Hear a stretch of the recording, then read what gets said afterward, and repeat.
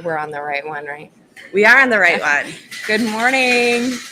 Good morning. I happened to click the right button this morning. Yay, we're off to a good start on this Friday morning. Welcome, everyone.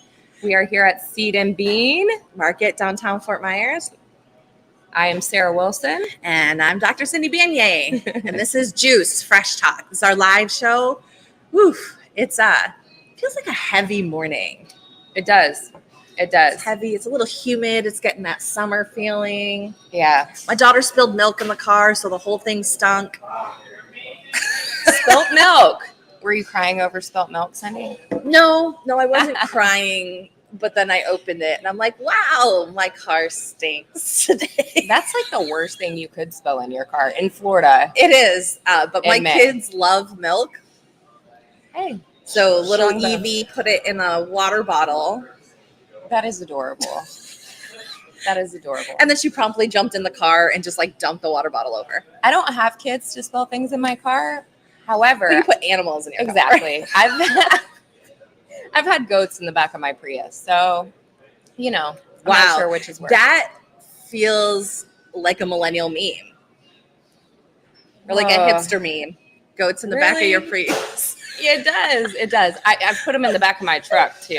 There you go. Your truck. I do have a big truck. Goats in the Prius. Yeah. It's emergency circumstances. As you were like going to get your avocado toast, you threw your goats in. I don't even really eat avocado toast. I don't really even for me, avocado has to be like almost not ripe enough. Like I don't like mashed avocado. I don't like the texture. I hate it when it turns just a little bit brown. I don't even really like guacamole unless it's like fresh. The only place that I really like guacamole is at Cantina Laredo.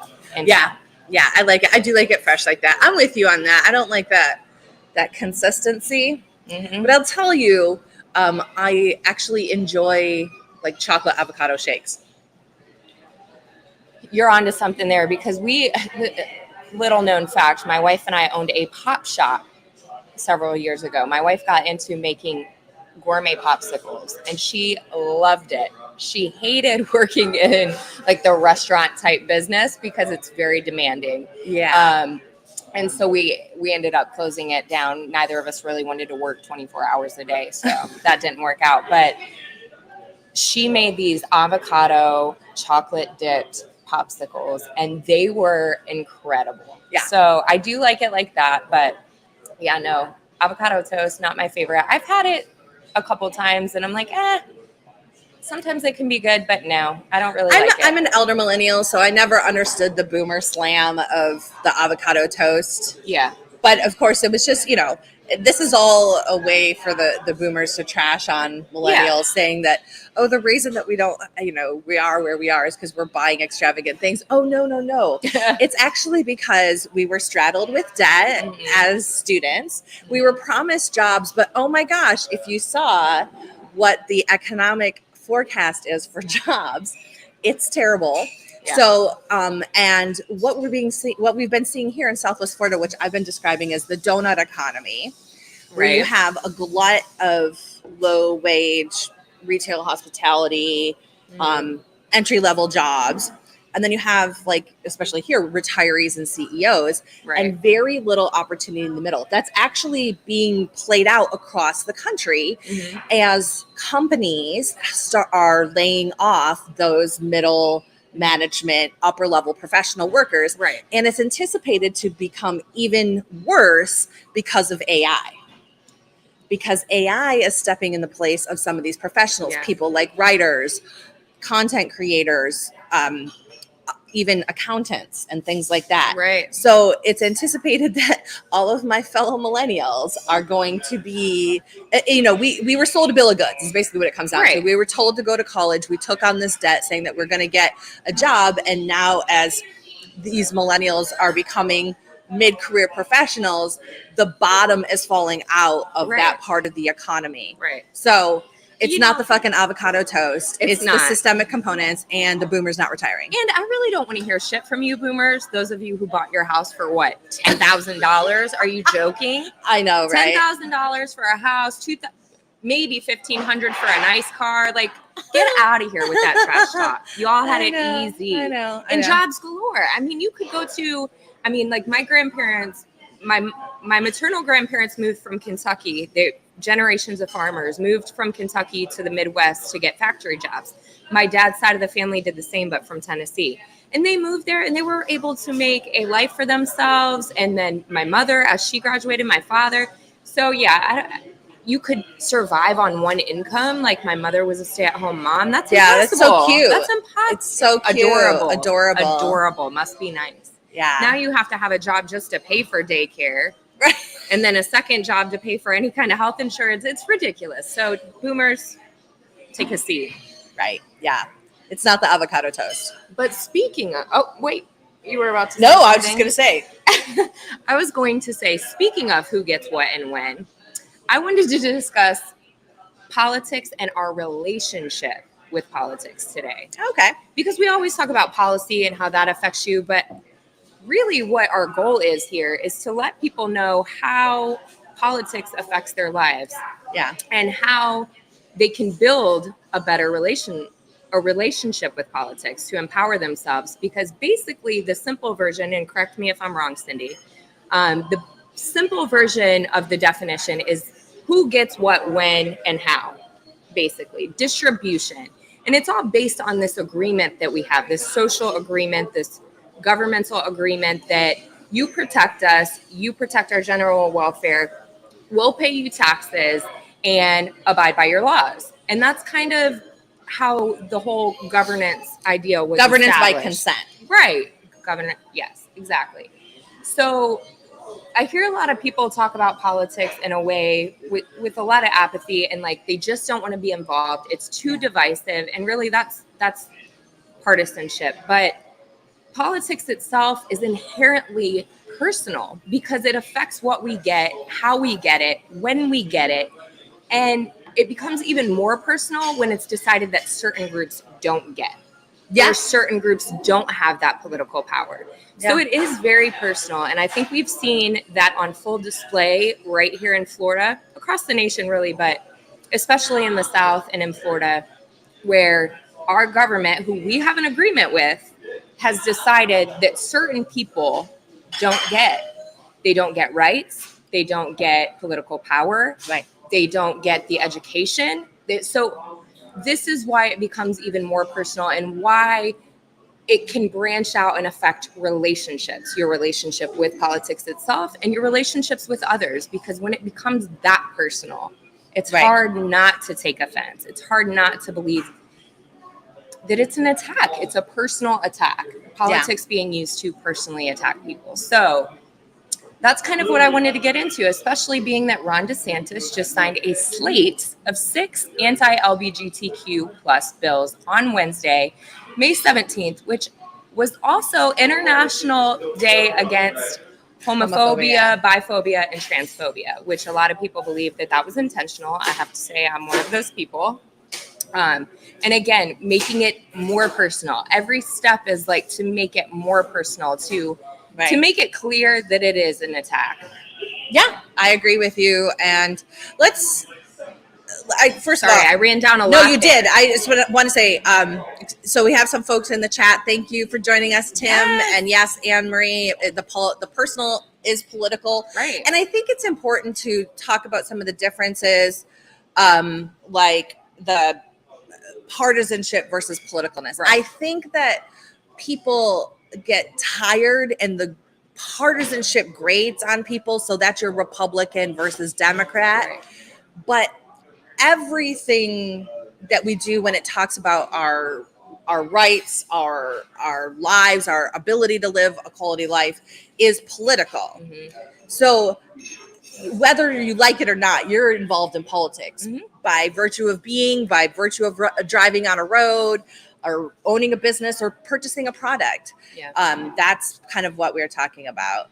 And Cindy talks about the sign, right? You saw the sign that was somebody programmed or hijacked a road sign. Oh, in Orlando? Yeah. Outside. So, there's this sentiment that is being pushed. This is the culture war sentiment. Mm-hmm. This is how Ron DeSantis has decided to run this state for his own political and partisan good too. Right. He's expected to make his presidential bid announcement next week, by the way. Right. So he's signing all these bills. So he pushed all these bills through the Florida legislature so he could say, look, this is what we're doing. We're anti-woke. He's pushing these culture wars, Right. whilst simultaneously behind the scenes consolidating power. Right. Also pushing through bills that are, exempting home rule, preemptions, doing a lot of power consolidations at the universities. That was another thing that went through this week, putting presidential power, basically the president that he appoints or tries to appoint, or the board of governors can appoint, can control a university. So it does affect every aspect of our life. Which I want people to take a really close look at that. When it comes to higher education, especially, there is statistical data that shows the more educated you are, the more likely you are to be more liberal or progressive. This is not an accident. This is not about values. This is about suppressing education that shows different cultures, that shows diversity, that shows inclusivity. It's purposeful to convert Florida into this, I would totalitarian say state. Yeah, to suppress anything. This fascist state. Yeah. Right. But mainly to get rid of people who are not going to vote for him, Well, yeah. I mean, there are people that are leaving. So let's focus, because there's actually so many shitty bills that got signed and passed. There's still a few. There's an attack on women too. We already saw the 6-week abortion ban coming in, but there's more. There's more. There's a really detrimental divorce bill that I do not think he's signed yet, but that actually rolls back the rights of women compared to their partners, and is seen widely as people who advocate in this space as that step towards eliminating no-fault divorce. Right. So this is and why I wanted to talk about the personal relationships is because I've had many those bills while you're pull talking. them up. Why I wanted to have this conversation is because I've had many conversations about being friends with Republicans, engaging in relationships with Republicans. Look, many of my family members are Republicans, many of my older family members. And we have had heated discussions because it's very hard to understand how someone who loves you can vote against your better interest or your best interest, your rights, your humanity, right? Because that's what it is. And I encourage everyone in every conversation I have, because it's a lot of gaslighting. When I have these conversations, I hear they're not out to get the gays. That's literally what I hear all the time in conversations with Republicans. And then I'm like, and I think we've talked about this before. Have you ever read your party's platform? Just read your party's platform, because that is where they lay out their full agenda, their values, their beliefs. And it says in there that their goal is to restore natural marriage and overturn Obergefell, returning to natural marriage, which, okay, I'm studying for the LSAT right now. And one of the biggest things is inferences. What can be inferred by that statement? Natural marriage is between a man and a woman. So what is marriage between a woman and a woman, a man and a man? Must be not natural. Exactly. So any platform that can refer to me as unnatural, I'm sorry, there's no possible way I'm ever going to vote for anybody that signs on to that. And I'm also personally offended by those who can and then say that, and want to engage in a relationship with me. So I think that's where it becomes personal because of these attacks on certain groups. It's very difficult for it not to affect relationships. Yeah, and it's interesting that you're talking about that, because I've had this conversation with folks too, and what I've noticed, I mean, look, you can look at our podcast, a Democrat and a Republican walk into a bar.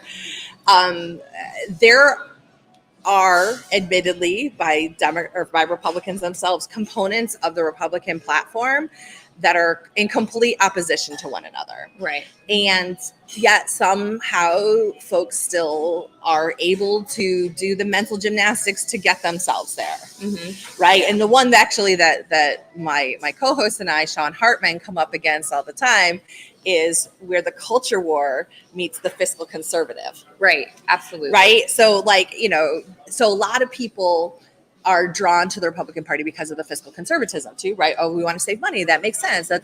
Even though that's horseshit, and there's a whole other episode on that. But that makes sense. It makes you feel like a responsible person. We don't want to waste money. Okay, great. Mm-hmm. But that will come into contradiction with some of the culture war ideas, right? Uh-huh. So, as same thing with the big government idea. So, big government is bad, except for when we're going to implement our culture war stuff. So, mm-hmm. and I've gotten down in the conversation on that. It's like, oh yeah, actually, that does conflict, right? But I think that because a lot of, especially the culture war, what is wrapped up with the attacks on the LGBT community, it is about emotions, right? It's not about policy. It's not about science. It's about emotion. Right.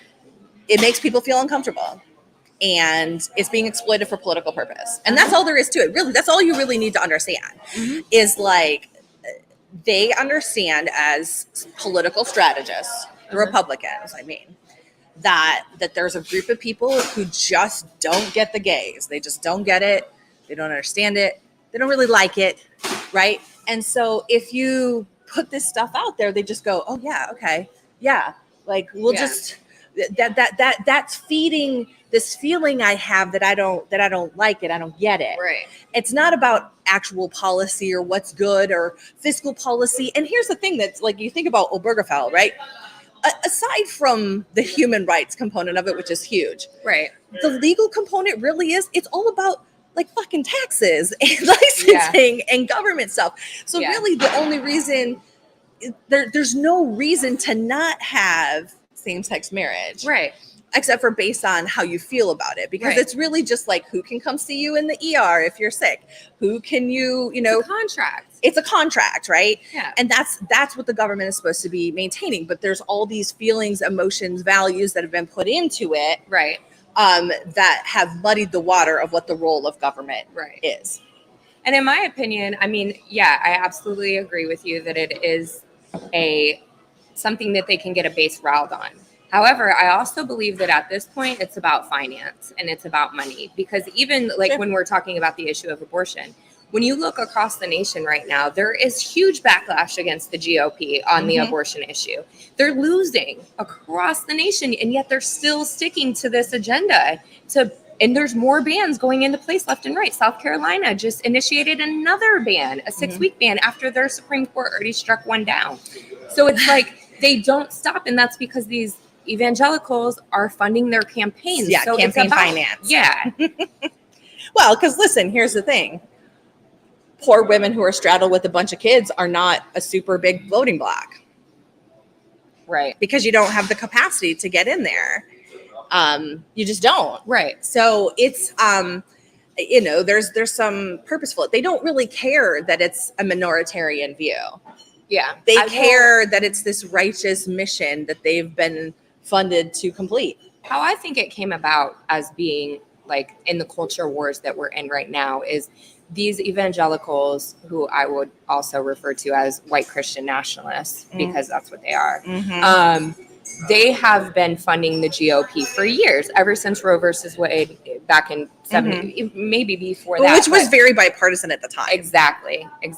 But they have been funding the GOP, and they're anti-abortion, anti-LGBTQ+.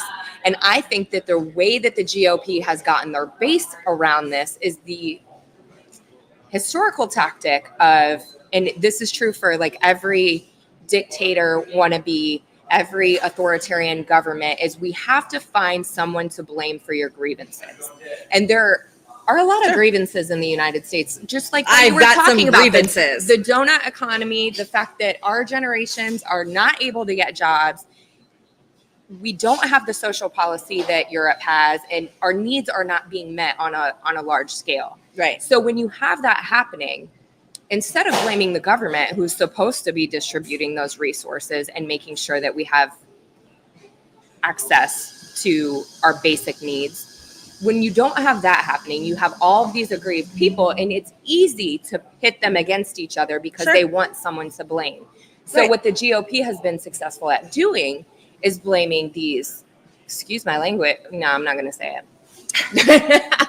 I'm not going to say it. But well, apparently, from what I understand, it's the trans people that are just the root of all that's wrong. Yeah, women that are just getting knocked up frivolously. Oh yeah, feminists are promiscuous huge women problem. who are out here getting knocked up and murdering babies, and us gays, how dare we? Like, so that's where we are the moral deficit in the United States, Right. and the reason for your grievances. The thing that's so I just can never wrap my mind around in terms of the targeting of trans folks is it's such a small amount of folks, right? Like a very, very small amount of people, live openly as trans. And I just like the fact that there's so much ire, and actually the bills. So I was looking up the bills so that we know them. A trans bathroom bill, which by the way has been tried and thrown out several times over, was signed by Ron DeSantis yesterday. Basically, that makes it illegal for you to use a bathroom that is not your assigned sex. Yeah, birth sex, right? And there's people who are basically saying this is going to result in the rest of a whole bunch of trans people, and maybe that's the point. Maybe that is the point. And I would like to point out that many of you, if you're watching and you're anti-trans, I would bet money on the fact that you would not be able to tell what someone's birth sex is when they walk into your bathroom. So that's what's so crazy, because and what are we going to have, bathroom would police? You prefer, okay, so say you have a trans male, right? A trans male walks into a woman's bathroom because they look that's like their assigned birth sex. No, a trans male is going to look like a male and walk into a woman's restroom. I thought that's what you're trying to avoid here. Like, so I mean, here's some other data around that too. Is nonsense. Actually trans male. So people who have transitioned to become a man are actually at an incredibly high risk of violence in men's bathrooms. So, and sometimes they will use them anyway because it causes less social distress. But sometimes those folks will, try to lock themselves in. There's not often good locking mechanisms in some of these bathrooms. So I just think that, this is a much to do about nothing. Right. Very little. There's very little, if any, evidence that there's any problems with this. Like, there's not this rampant, trans people attacking people in bathrooms. No, it's actually it's men. Right. Newsflash, it's men who are doing nasty things in bathrooms to one another, to women. Which is already illegal. Like, if you attack a woman in the bathroom, that's already illegal. That's what I'm saying. It's scare tactics and to target people and to target different groups, but for the purpose. And I swear, this is what it's just blaming. It's just finding someone to put grievances on. Well, and it's something too that, somebody like me, right? So people know that I'm a political operative. I speak my mind, but it's not an uncommon thing for people online to call me, say that I'm trans, right? So really? Yes. I did not realize that. Oh, it's just, listen, it happens to, I mean, because people use it as a slam, like, oh, you look like a dude. Like, okay, thanks, man. Like, I squatted out 3 kids, but NBD, right? But this is where it becomes like everybody else's problem too, right? So potentially somebody could say, that I'm trans, I'm walking to a women's bathroom, and they could use that to target me and then harass me and potentially. Yeah, I don't know. Are they going to be strip searching? I know Cindy says, I dare some motherfucker ask me what I was born as. I agree, Cindy. I agree. And good morning to you as well, Danica. Yeah, thank you. And thanks for subscribing. That's amazing. Oh, yeah. Appreciate that. Appreciate our subscribers. And those of you who are joining us here bright early in this morning. We appreciate you. This is a tough conversation though. So let's see. The other things that are basically stripping the humanity of LGBT folks across the state today include the restrictions of pronoun use in schools. So an expansion of the don't say gay component. Right. Which, by the way, Ron DeSantis already expanded the policy itself of not teaching any gender identity or sexuality all the way through 12th grade. He just made a policy change once that passed through the legislature in 2022. Yeah. We have the bathroom bill, the criminalization of gender affirming care for minors. Yeah. Right. And the ability of the state to take away children of trans children from their parents. Yeah. If they even suspect of gender affirming care. And this is another thing that actually affects me personally and affects many people that I know, some of whom have trans children. Right. But I already know that my ex-husband is setting this up as something that he can legally go after me for, because he asked me about it in a deposition in 2022. Wow. So just the insinuation, and now that that's in a court document, it's something that could potentially be used against me, even if, that is not the space that we're in. We're not talking about that. Right. But just that type of insinuation from somebody who's trying to legally abuse you, like the situation that I'm in, could put somebody in danger. Oh, absolutely. And it's the same thing with the abortion. I mean, in so many different states where women with having miscarriages, they could be, it's just crazy to me that this is where we are. And this is why I would like everyone to nurture their relationship with politics, to become more engaged, to become more empowered, and know that, even when you're not affected. And I think this is why I get frustrated with conversations, especially with like Republican family members, is that it's easy to ignore when you're not affected. Sure. And unfortunately, many people are being attacked right now, and many people that are already our most vulnerable in the state and in the nation. So it's really going to take everybody nurturing that relationship so that we live in an equitable society, because we can have philosophical disagreements, but when it comes to who gets what, when it comes to equity, it really shouldn't be the government deciding these things. They shouldn't be deciding your health care, shouldn't be deciding how to raise your children. Yeah. Shouldn't be telling you which bathroom you can use. I mean, or even like Tampa Bay just canceled their Pride. Their Pride event because of the scare tactics on drag performers performing in front of minors, and finding space for drag performers to perform, because damn it, they're not going to be excluded from Pride. Like, of all places that drag queens and transgender folks are being attacked, they're damn sure not going to be excluded from Pride. So if there's not a space where that can happen without fear of attacks from police officers or attacks from other groups, just extremist groups. Yeah, arrested. Being vulnerable. So, and that's so disappointing, because Pride, I've gone to Pride for years. Last year's Pride was probably the most momentous to me. In Cape Coral? No, I went to the one in Naples. Oh, Cape Coral Pride was lit.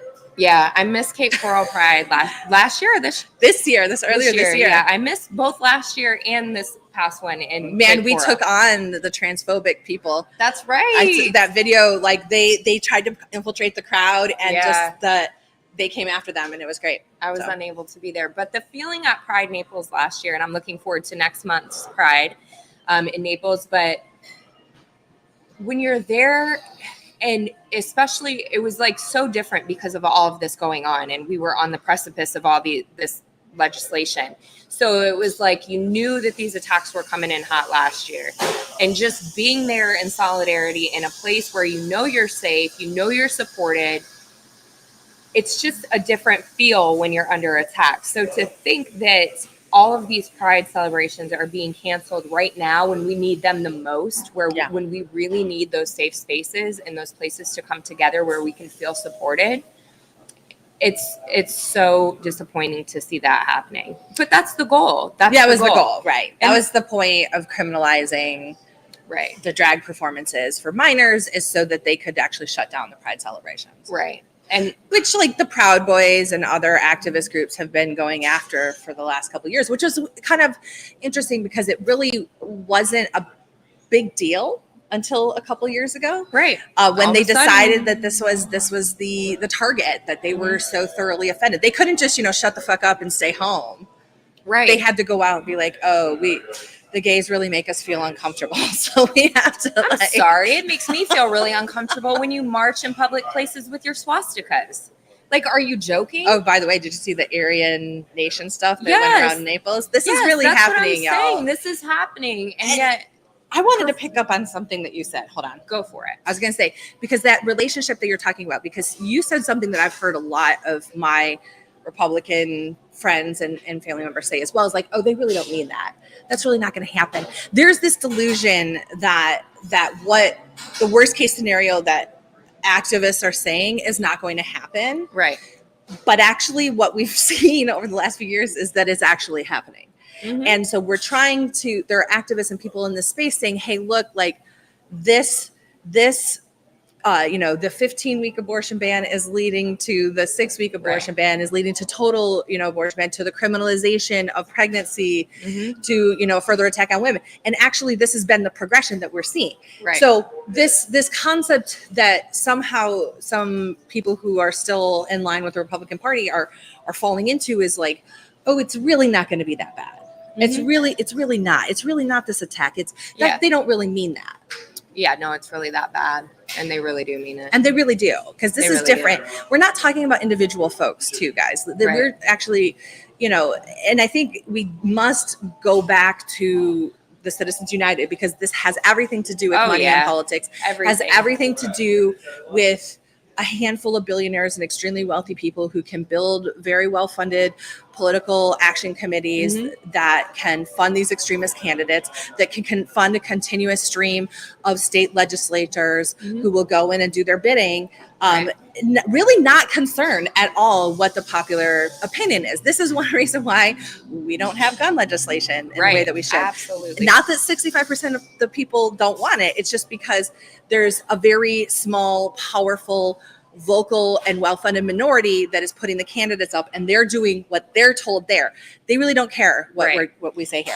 Citizens United is responsible for really most of the problems in politics and government right now. I mean, really, because it's diverting attention away from the people when these billionaires, their political power is based on the dollars that they can spend, not on the... By the way, some of these billionaires, and I calculated this, could give every single American $1 million and still be a billionaire. Really? That maths out? I mean, we could go into a whole conversation about capitalism and people being billionaires, and that's another day. That's a whole I do got to go 10 minutes. I got to go walk my kids to school. We see Chantel. She is under the weather today. We love her. We hope that she's feeling better soon. There's 330 million people. 330 million? There's 335 million people. That's 335 in the United States. $1 million. Yeah. Okay. You're still a billionaire. Elon Musk would still be a billionaire if he deposited $1 million in everybody's account. Man. So anyway, it's a whole nother topic. But let's see. There was a couple other. What they're calling the medical. The medical conscience law was also signed that actually allows medical practitioners in the state of Florida to deny service to somebody if they think it's against their how they're feeling that day. Basically, it allows doctors to discriminate against people that which, by the way, what somebody had pointed out is actually against federal law. So if you're licensed as a medical practitioner, you have an obligation to serve. That's what I was saying last week. I'm like, that's against the whole. Yeah, it's against the Hippocratic Oath, like just why you become a medical practitioner in any way, shape, or form. But it's actually against federal law. So this will set up some very interesting lawsuits. But that's also another thing that Ron DeSantis is trying to do, is separate out himself as a state from federal oversight. And I believe Right. this is a path to secession. That's a huge deal as well. Yeah, So that's let's a see, we whole talked about conversation. the pronouns, the bathrooms, the trans gender affirming care, the gender conscience, and the taking the kids away. Yeah. Did we miss anything from No. yesterday? That was just yesterday. That was signed. Wednesday. It was Wednesday. Oh, Wednesday, on sorry. International Day Against Right. Homophobia. So what I want to end with is that all of this is heavy. It's very heavy for those that are affected. We're talking LGBTQ plus women, our Black and African American communities, our immigrant communities. It's heavy right now. So what Chantel and I have actually been talking about is not just going out, because sometimes like me, I told Cindy when I got here that I've been a little bit avoidant for the past couple weeks because I had to kind of go inward, because some of this just gets heavy all the time. I mean, even my social media is all political. And so it's like you never get a break from Mine's it. all cat pictures. Is it? Maybe I need to take up that practice. Because I don't put political stuff on I have like different social media accounts for my political I stuff. need to do that You need because to like do that. all I see. And so then on your personal page, it's just, whatever, tattoo pics or whatever you're into. No, I mean, that's my business too. I know. I'm like, I want to Oh, yeah, you don't want business. You don't want business. I don't know. just Cat want, pics. Cat pics are very cats, cathartic otters. for me. I love goats. otters. You like goats. I love goats. Okay. I can just go out on my farm for that. But basically, this stuff can get very, very heavy, especially the more you're involved in it. So the past couple weeks, I turned inward because I also have some personal family stuff going on. And what I wanted to do was not just find joy, but create joy, because sometimes joy can be hard to find in times like this. So create joy wherever you can. Be compassionate, be empathetic. The world is crazy right now, and there is joy to be found, yes, but create it. Create even just smiling as you walk down the street, because right now, I think you probably know, in Florida right now, there are times where you go out and people even suspect your politics, you're getting dirty looks. And maybe that's because I am gay and I go out with my wife, but it's heavy. So create joy where you can. Like Danica's been run off the road. I got ran off the road coming home from USF when I was going to school there because I'm in my Prius and these big trucks think that they can run me off the road. If I were in my truck, they probably wouldn't try to do that. But I introduced a fellow who was giving me the finger, an up close view of my Charlie Chris sticker on the back of my van.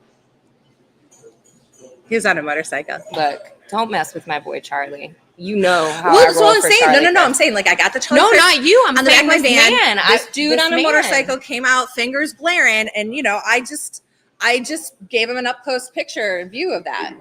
All I'm saying. It's like slamming on the brakes. Oh, there's a good look at Charlie. Yeah, he got a real close look at Charlie. Yeah, so basically, if you need to turn inward sometimes and go out there and create some joy, then do that. But we all have to take care of ourselves and take care of each other. That's joy for me. Huh? That sparked joy. Yeah, sometimes my wife tells me all the time, you like to fight. And not with her, but like anywhere a fight can be found. But it's in my nature. I am a fighter, but sometimes I need to, like this week, last week was her birthday, my wife's birthday, our dating anniversary, my best friend's birthday. I had dinner with another friend. So I just encourage everyone, when you need to, take a break, create that joy. I look forward to next month, which is Pride Month, and we're going to be creating joy all over the place and hopefully not letting anybody hold us down or back from that. I'm sorry to Tampa that they had to do that. I hope that doesn't happen here in Naples. We shall see. But yeah, let's wrap so I can go. Thanks to all of our friends online for joining us. And I do want to say one thing I want to leave with. I think it was Cindy had asked a question about recruiting candidates. It's me. I'm recruiting candidates. This lady. So if you know somebody that wants to run or is interested in running on a campaign, please send me a direct message or send us a direct message here on Big Mouth Media. You put any message out there, I will find it. And I will reach out and we'll get things going because I'm taking this very seriously. I've started a super PAC. I have several state PACs that I've started and I am ready to rock and roll. And Cindy, yes, definitely be in touch. So thanks for joining us here today at Juice Fresh Talk on Big Mouth Media. Check out all that we have to offer on Big Mouth Media at bigmouthmediafl.com. Become a subscriber today. You can get the Everything subscription for $19.99 a month, and you help keep independent media alive in Florida when we're so under attack. I appreciate everybody for being here today. Appreciate Sarah Wilson and our other co-host Chantel Rhodes, who's We miss you. we miss you too, and we'll see you next time on Juice Fresh Thank Talk. you. Bye-bye. Bye.